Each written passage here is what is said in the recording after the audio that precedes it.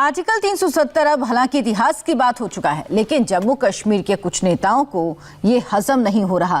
पूर्व मुख्यमंत्री और पीडीपी नेता महबूबा मुफ्ती को ये गवारा नहीं हो रहा कि आर्टिकल 370 के खात्मे के बाद देश अब सही मायने में एक हो चुका है।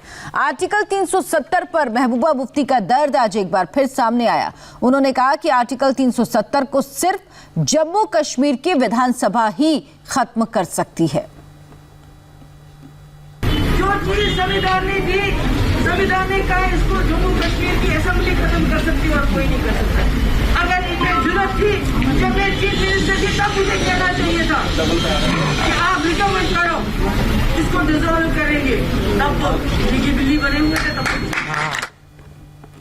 आर्टिकल 370 की दोबारा बहाली के लिए जम्मू कश्मीर की सियासी पार्टियों ने गुपकार डिक्लेरेशन का ऐलान किया। फारूक अब्दुल्ला ने तो सारी सीमाएं लांघते हुए यहां तक कह दिया कि चीन की मदद से आर्टिकल 370 को दोबारा बहाल किया जाएगा, जबकि महबूबा मुफ्ती ने राष्ट्रीय ध्वज तिरंगा को नहीं उठाने की बात तक कह दी। इसके खिलाफ अब देश की मशहूर हस्तियों का आक्रोश फूटा है।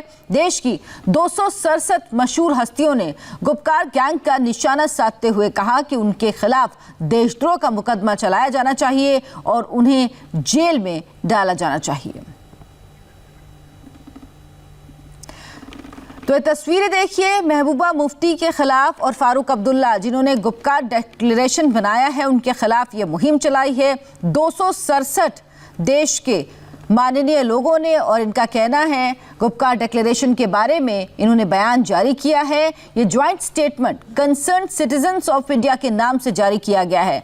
मशहूर हस्तियों में हाई कोर्ट्स के पूर्व सीजेआई, पूर्व जज, पूर्व IAS, IPS, army, navy, air force के अफसर शामिल हैं। इन हस्तियों ने महबूबा मुफ्ती, फारूक अब्दुल्ला के खिलाफ बयान दिया है।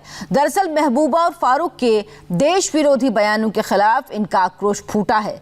इन लोगों ने महबूबा मुफ्ती और फारूक अब्दुल्ला पर देशद्रोह का केस चलाने की मांग भी की है। इस ज्वाइंट स्टेटमेंट में क्या लिखा गया है ये आपको बताते हैं।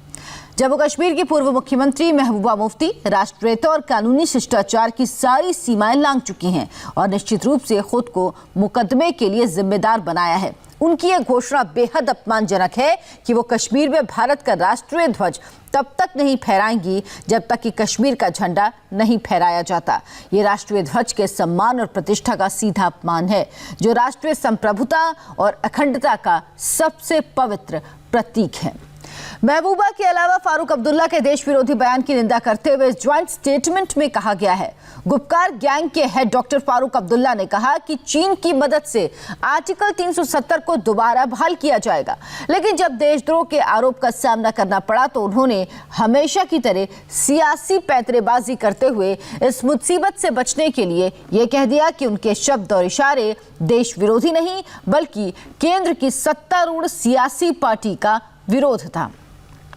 महबूबा मुफ्ती और फारूक अब्दुल्ला दोनों Jammu Kashmir public safety act 1978 के तहत हिरासत में लिए जाने के हकदार हैं और फिर आईपीसी की धारा 124A के तहत राजद्रोह का मुकदमा भी चलना चाहिए।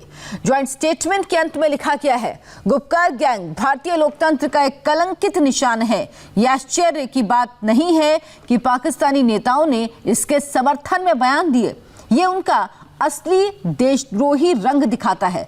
भारत के लोगों ने उनके संकीर्ण स्वार्थी मकसदों को देखा है। भारत कई बार उन्हें पीछे छोड़ते हुए आगे बढ़ा है। गुपकार गैंग की जगह इतिहास के कूड़ेदान में है, क्योंकि नया भारत आगे आगे बढ़ चुका है।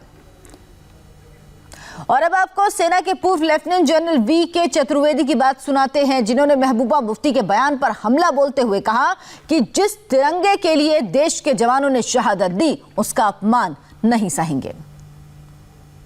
जो देश के विरोधी वक्तव्य हैं उनको किसी हालत में हम बर्दाश्त नहीं करेंगे। जैसा मुफ्ती मोहम्मद सईद की बेटी महबूबा मुफ्ती, जो कि की चीफ मिनिस्टर भी रही हैं, उन्होंने जो वक्तव्य दिया है कि वो भारत के झंडे को, हमारे तिरंगे को तब तक नहीं हाथ में उठाएंगी जब तक कि JNK का झंडा उनको नहीं उठाने को दिया जाएगा। ये जो निरादर हमारे देश के सबसे सम्मानीय प्रतीक हमारे देश के तिरंगे का जो इन्होंने करने की कोशिश की है, ये किसी भी तरह से हम बर्दाश्त नहीं करेंगे। यह एक 267 आदमियों की आवाज़ नहीं है, ये लाखों करोड़ों देशवासियों की भावनाओं, दिल से निकली हुई आवाज़ है कि हम किसी भी हालत में अपने देश के सबसे सम्माननीय प्रतीक, हमारे देश के तिरंगा जिसके लिए हमारा जवान बॉर्डर पे शहीद हो जाता है, उसका अपमान नहीं सहेंगे। पूर्व आर्मी अफसर गुरमीत सिंह ने भी महबूबा मुफ्ती और फारूक अब्दुल्ला के बयानों पर करारा वार किया। गुरमीत सिंह ने कहा कि अब आर्टिकल 370 किसी भी सूरत में वापस नहीं आ सकता।